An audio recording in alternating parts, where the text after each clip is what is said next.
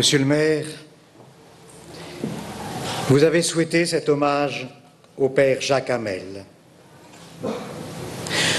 Vous saviez combien il aimait la ville qu'il habitait, son église, ses habitants. Au nom de la communauté catholique particulièrement secouée, je vous en remercie. Je remercie votre conseil municipal qui vous entoure de si près en ces jours. Je crois aussi pouvoir me faire l'interprète de la famille du père Jacques Hamel, des autres victimes, les religieuses de Saint-Vincent-de-Paul et les 2 paroissiens tous blessés, choqués. Mon cœur de chrétien se réjouit de voir la réponse des citoyens à votre appel. Au-delà des croyances, des religions, des origines, des responsabilités dans la société, nous sommes unis. Chers amis, votre présence touche la communauté catholique, à chacune, à chacun de vous. Merci du fond du cœur. Pourquoi sommes-nous ici? À cause de la mort d'un homme? À cause de la folie meurtrière de 2 hommes? En tous les cas, à cause de notre refus de ce qui est tout simplement pas possible. Vous le savez, les croyants crient vers Dieu. Pourquoi?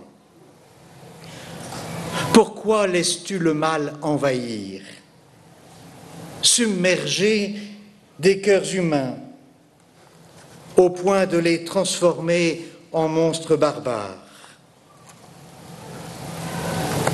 Je pense que les non-croyants s'unissent à notre cri, un cri qui devient silence, vous venez de le dire, incapacité à prononcer des mots.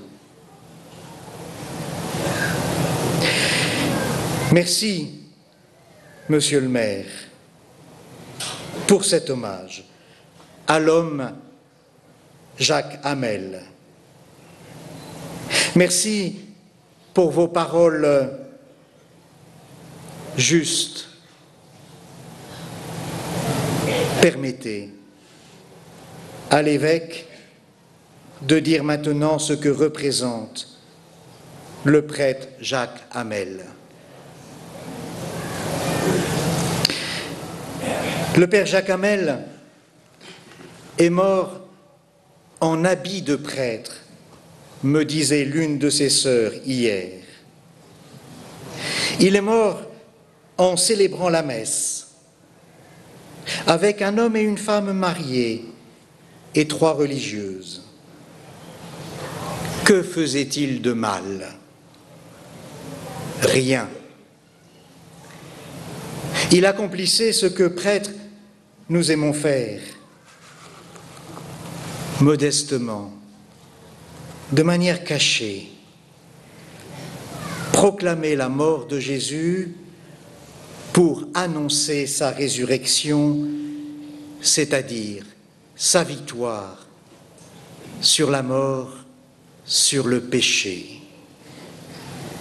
Cela se fait à chaque messe. Nous le faisons avec un peu de pain, un peu de vin, symbole du partage et de la joie pour tous. Pour nous, catholiques, c'est plus qu'un symbole. C'est le geste même de Jésus, la veille de sa mort, alors qu'il se savait condamné. Jésus voulait déjà donner sa vie par amour.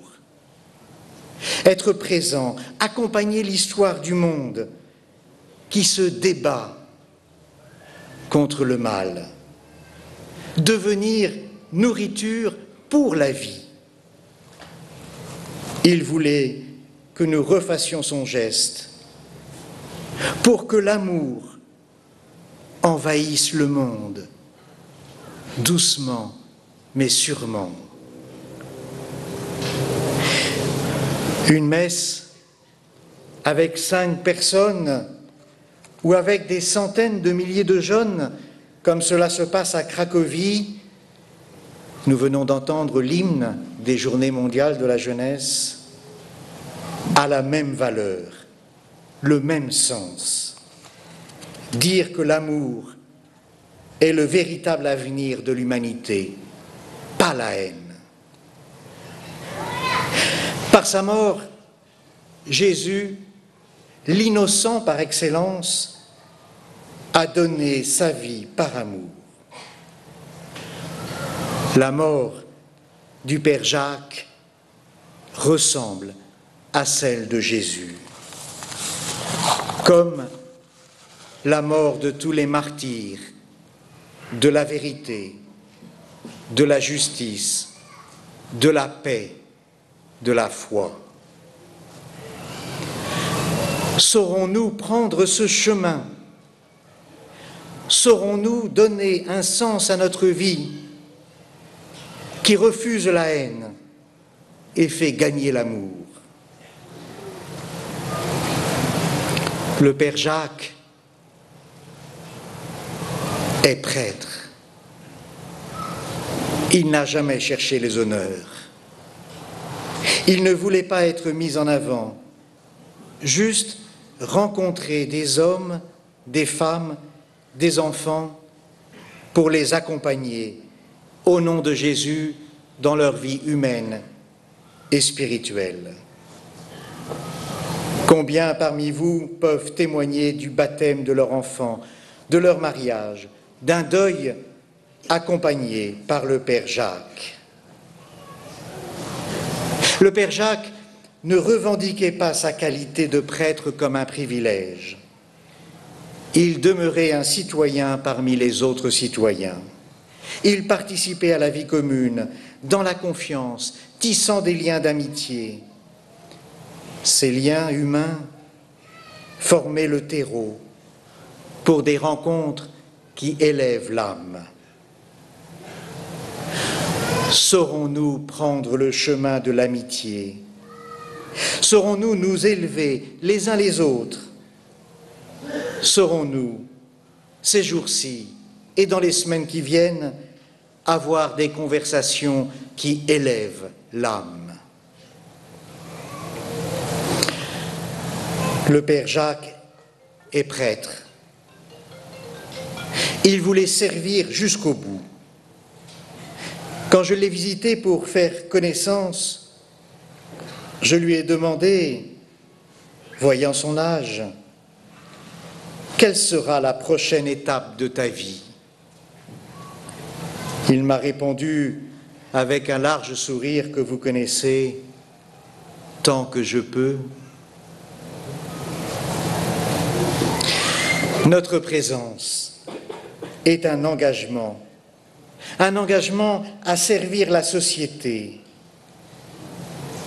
Nous pouvons avoir des idées différentes, une foi différente, des cultures différentes. Cela ne doit pas déclencher une guerre, ni dans nos cœurs, ni dans les églises, ni dans les mosquées, ni dans les synagogues, ni dans les temples, ni dans les mairies, ni dans les rues, ni sur les places, ni au Moyen-Orient. Mettons nos idées, nos talents, nos différences au service de la communauté humaine. Au fond, nous en témoignons cet après-midi.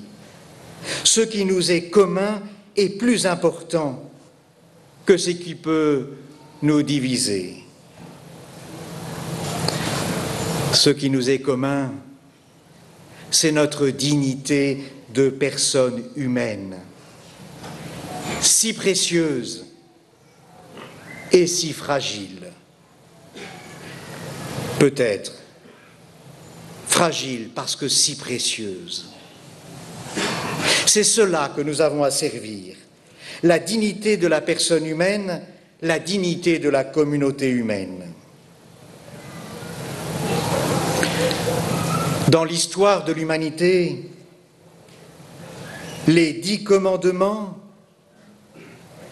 dont la Bible raconte qu'ils ont été donnés par Dieu à Moïse, marquent une étape décisive pour la reconnaissance de la dignité humaine.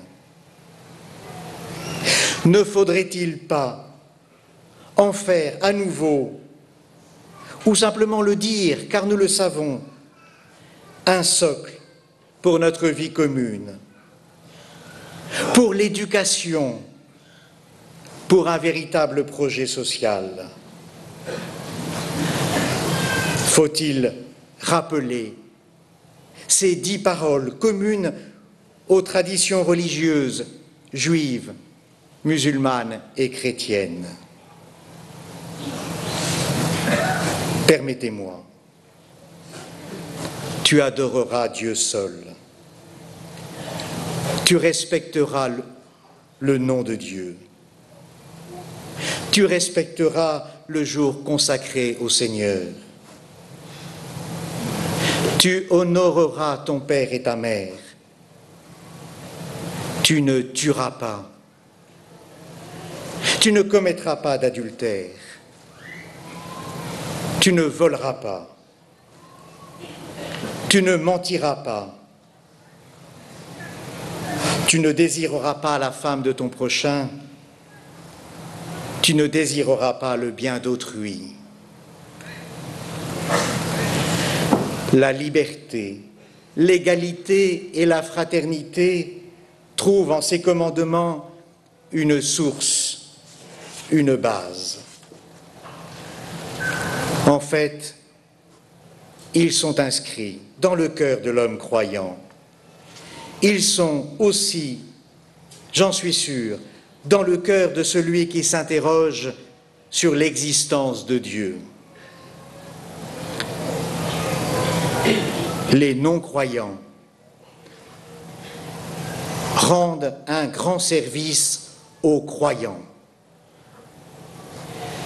Ils rappellent que Dieu nous dépasse, que Dieu ne peut être capturé par un groupe, que Dieu ne peut être utilisé pour un quelconque pouvoir sur les autres, que Dieu est encore à chercher, même par ceux qui pensent l'avoir trouvé, mais qui trop souvent déforment son image. Adorer Dieu, c'est refuser de s'en servir pour tuer, pour voler, pour mentir, pour tricher. Tuer l'innocent est un blasphème contre Dieu. Le seul pouvoir que Dieu délègue aux croyants est celui de croire dans le pardon, de croire dans la miséricorde infinie de Dieu.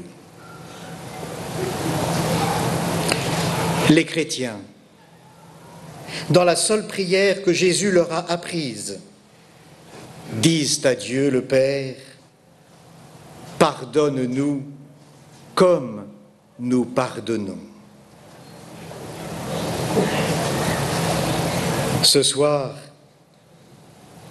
nous honorons le Père Jacques Hamel, 85 ans, bientôt 86.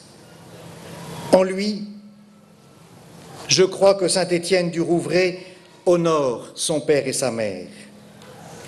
Celui qui était une silhouette, une figure, comme vous me l'avez dit, monsieur le maire, une figure paternelle, un guide, celui aussi qui savait aimer avec tendresse comme une mère aime ses enfants.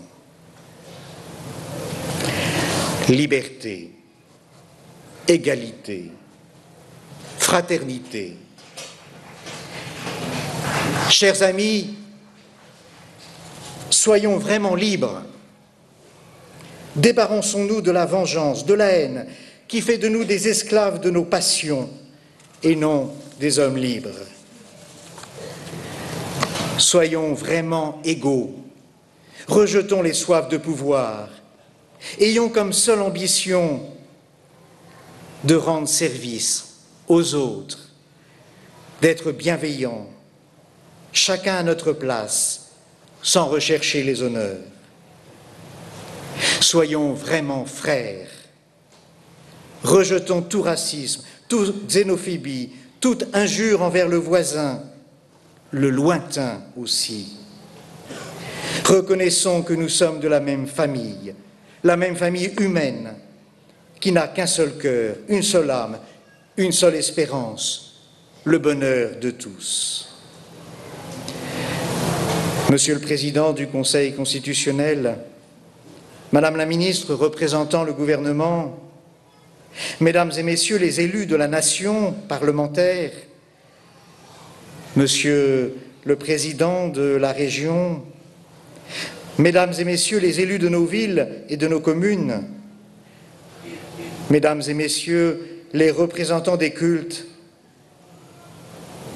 merci de nous aider. Aidons-nous les uns les autres à être vraiment libres, vraiment égaux, vraiment frères. Chers amis, permettez-moi d'ajouter, chers frères et sœurs, cherchons tous à l'être. Et si vous le voulez bien, cherchons le Père des cieux, avec l'aide du Père Jacques Hamel, qui est avec Dieu, son Père et notre Père. Que vive en paix la France, l'Europe et le monde.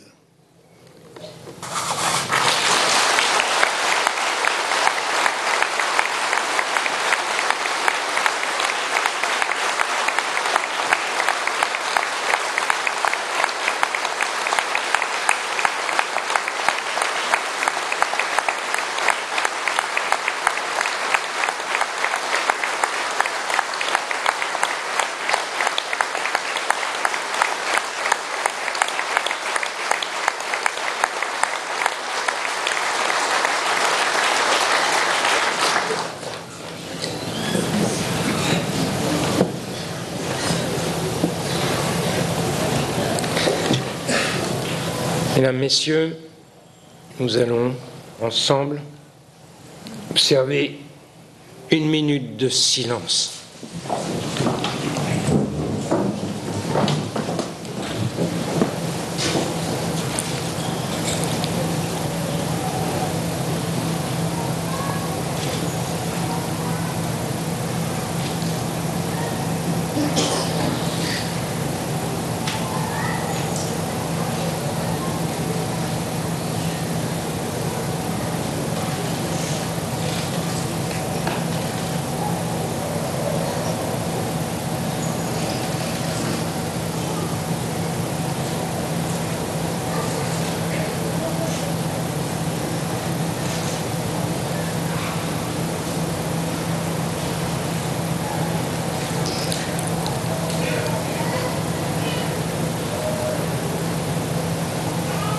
Et maintenant, notre hymne national, la Marseillaise.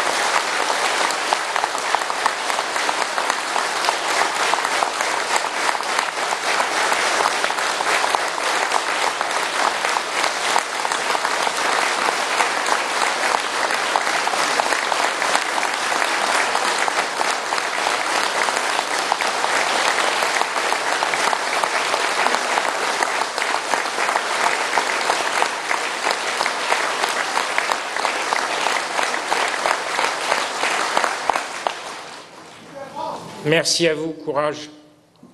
La cérémonie est terminée.